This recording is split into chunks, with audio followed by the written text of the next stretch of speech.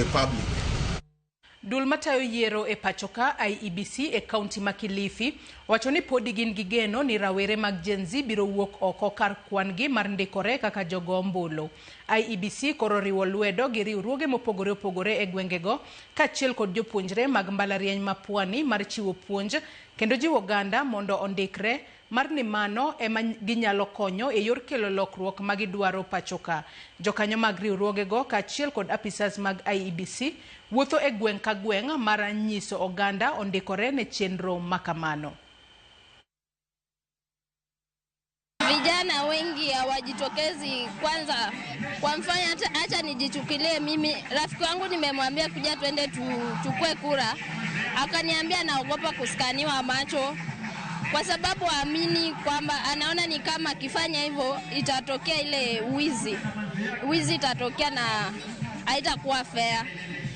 Wengine waamini, wanajua tu bado corruption itakuwa.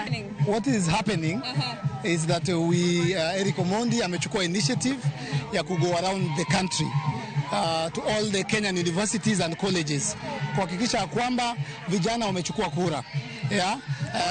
Wataki kwetu wanasemanga ati mayouth majenzi hawatapiga kura. 65% of Kenyans are young people. Na sasa nikarealize our young people kuwa collect pamoja ni ngumu sana. Kuwaita pamoja ni ngumu sana. So we are starting from Pwani University. Tulianza shughuli ya kusajili wapiga kura kuanzia Jumatatu tarehe 29. Siku ya kwanza namba zilikuwa ni kidogo, ilikuwa si za kuridhisha hivyo, lakini leo tumekuja Pwani University kushirikiana na stakeholders. Wametuita, wametuomba, wakatualika tukakuja hapa. So far namba